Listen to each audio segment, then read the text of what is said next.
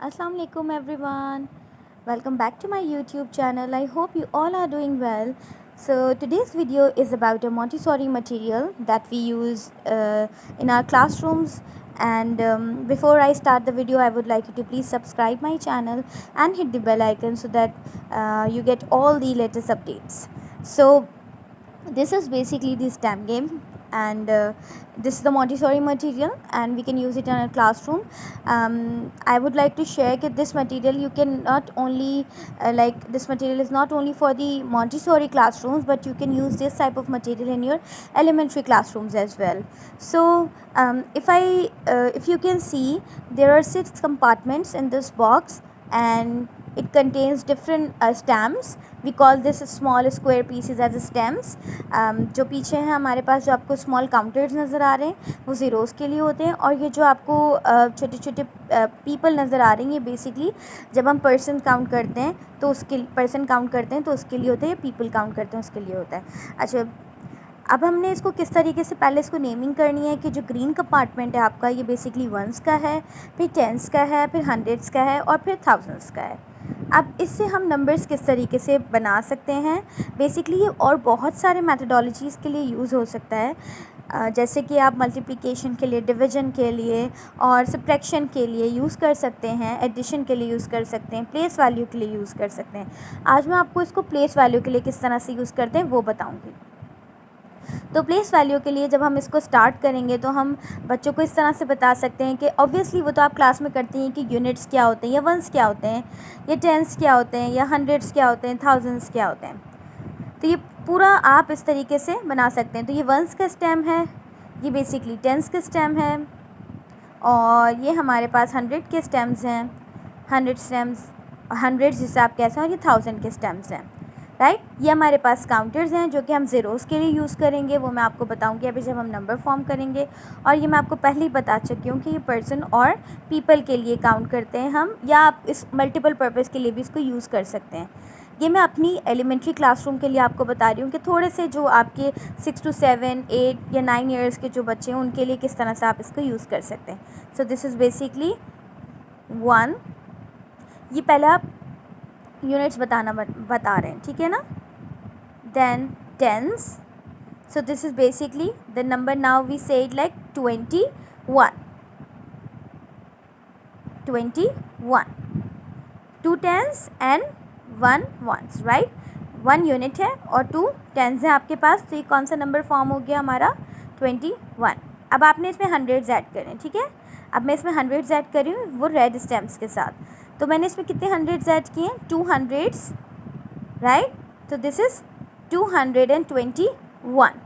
Now for suppose आपको कोई और नंबर ऐड करना है, जैसे कि आपने आप बच्चे को टास्क दिया, तो आपने नंबर दिया 231.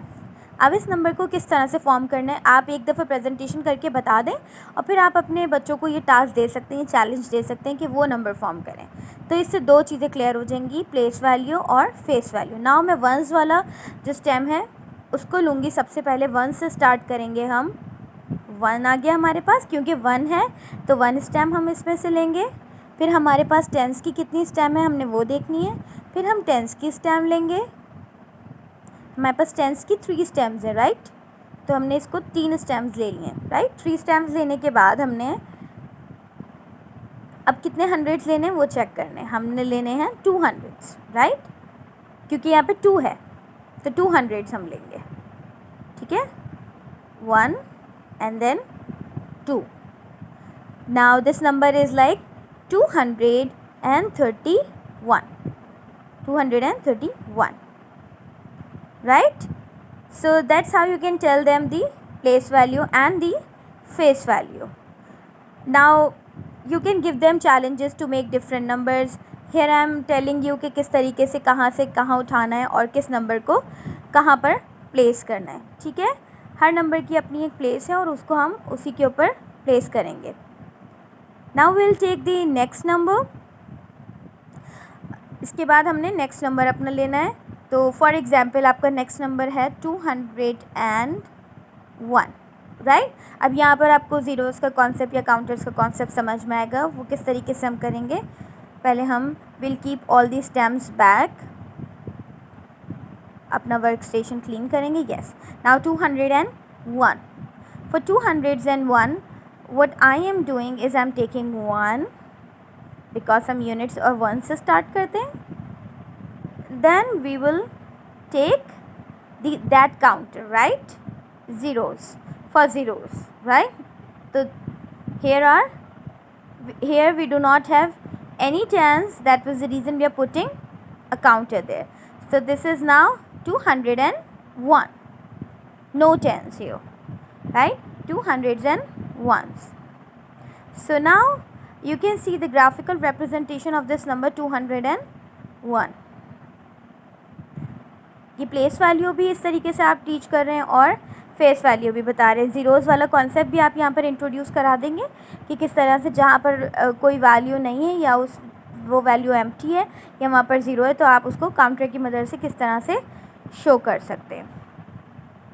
Use it in your classroom. अच्छा, अब इसको फॉर एग्ज़ाम्पल आपके पास ये मटेरियल नहीं है, ये बॉक्स नहीं है, आपके पास ये स्टैम्प गेम भी नहीं है, तो क्या कर सकते हैं आप छोटे छोटे पेपर्स पे या एक बिग पेपर पे आप जो है वो प्रिंट कर लें 1s, 10s, 100s और 1000s और फिर ये इसके जो है वो स्क्वायर पीसेस जो है वो कट आउट कर लें और उसको लैमिनेट करा लें और फिर कट आउट कर लें ताकि आपका मटेरियल थोड़ा सस्टेनेबल भी हो जाए और जब बार बार आप हैंडलिंग कर रहे हो उसको तो आपको उसको ईज़िली जो है वो यूज़ भी हो जाए और बार बार ख़राब भी ना हो.